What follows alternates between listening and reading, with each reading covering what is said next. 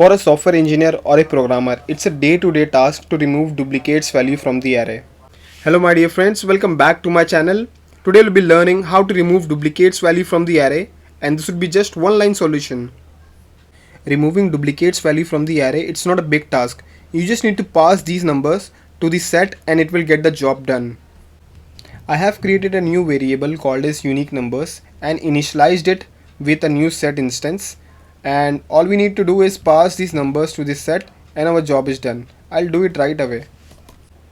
Now let's check in console. We can see that our duplicates value has been removed now, but it is coming inside this set object. We can convert it back to the array by spreading it into the array notation.